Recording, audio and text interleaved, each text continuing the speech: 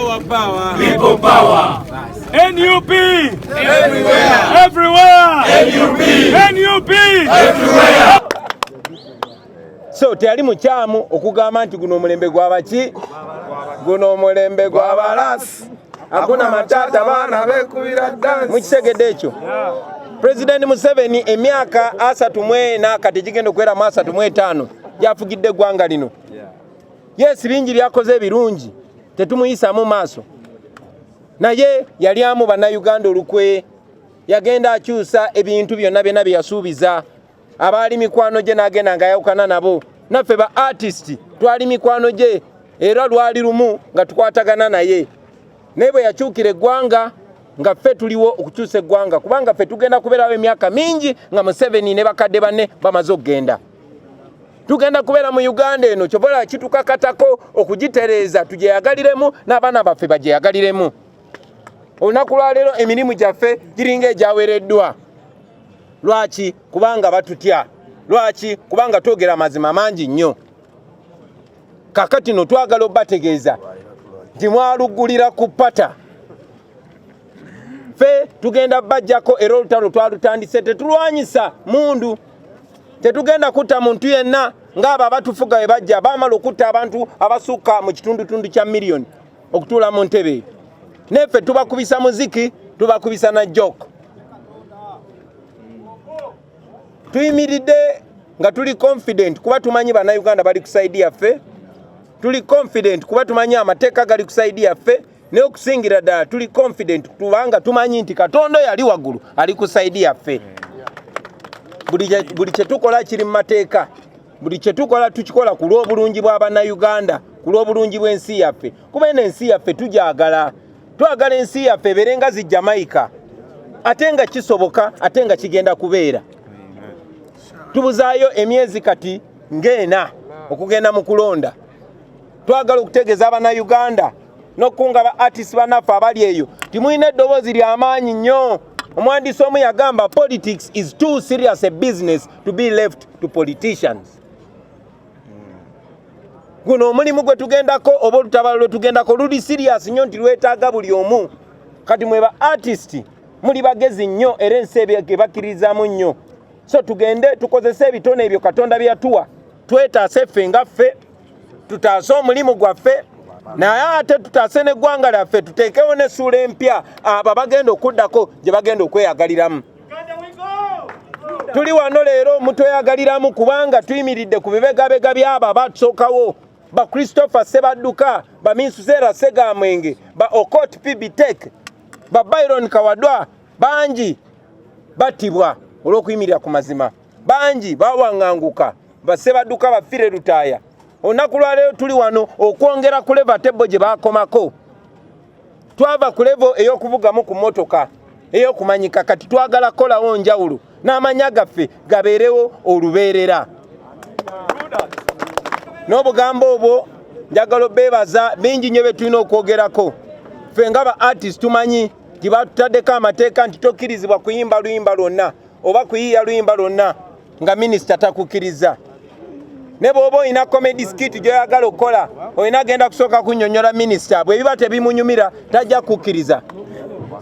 Bw'oba ogenda okusuna endongo, olina okuwandiika kizo ogenda okusuna n'ozitwalira minisita. Abo baminisita be mumulaba abadaawo abatamanyi yadde art n'akamu. Omusizi w'ebifaananyi bw'oba tonasiiga kifaananyi, amateeka ge baleese gagamba nti olina kusooka n'ogenda n'obannyonnyola ki ky'ogenda okusiiga, ne bakubuulira oba bakikkiriza oba tebakikkiriza. Gwe omuzannyi wa firimu, gwe omuwandiisi w'ebitontome, n'oyo yenna creative artist, bakutaddeko olukomera, baagala be baba bakubuulira kiki ekiba mu bwongo bwo. Ekyo twakigaana, ekyo tekigenda kukola. Agamateeka twagaganye wadde tunafuna buyinza tegagenda kola wano mu Uganda kubanga Uganda yaffe, and art and creativity is a human right. Jagalo bebaza mwenna baganda baffe, jagalo kwebaza mu Uganda waffe Nubian Lee olw'obukulembeze obulungi basebo ne banyabo Nubian Lee mu People Power Movement, kati ne mu National Unity Platform yatutwala mu section ya Arts and Entertainment era nange mu section mbera wansi we. sebo tukwebaza olw'obukulembeze obulungi, tukwebaza olw'otukunga obulungi, tukwebaza olw'obwongo munzikirize nga maliza ne kano nkogereko. Tyono omusajja ono nze ndi wa mukisa nnyo okubeera mukwano gwe ow'oku Lusegere.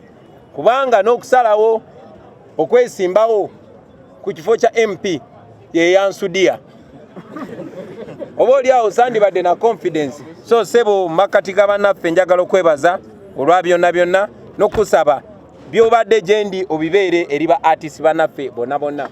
Bannaye mbasaamu nnyo ekitiibwa, mbaagala nnyo, mbakkiririzaamu nnyo, naye nkakasa wentandikira obbaagala n'obbeesiga n'obbakkirizaamu, wenkoma okubaagala obbeesiga n'obbakkirizaamu ate bannayuganda bo we batandikira. Mukama abampere nnyo omukisa. Ebigambo engeri gye njogedde Oluganda olungi Oluzungu lwevaporatinze.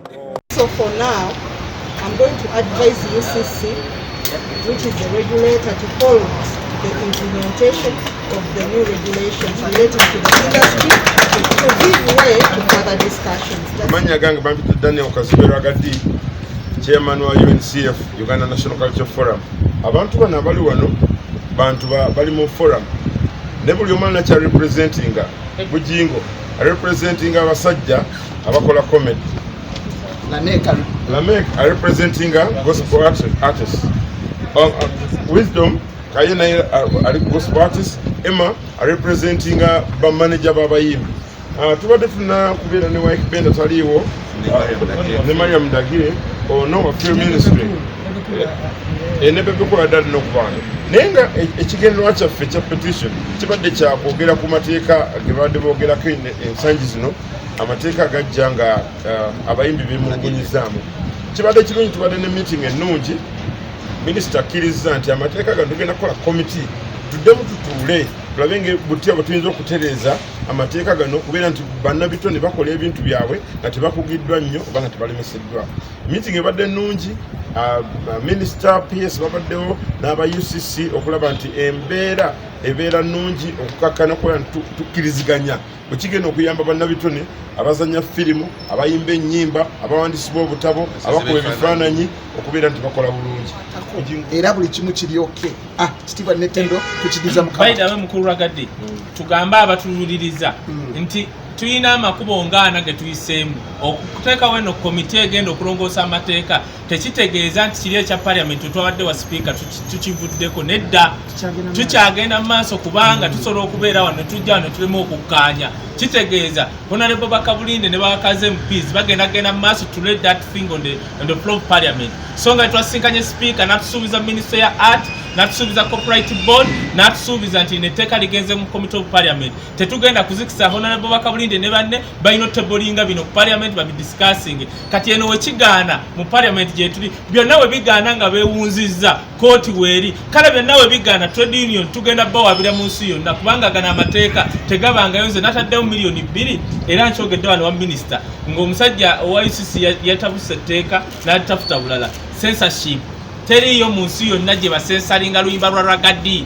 Teriyo mu nsi yonna bagamba nti oba okoze firimu ey'obuseegu bagisensalinge, wabula kye bakola bagamba firimu yo yaki ya blue movie eyerabirwa bakulu nga ba Lwagadde, teno firimu ya misolo erabirwa mwana wange nga green. They classify movies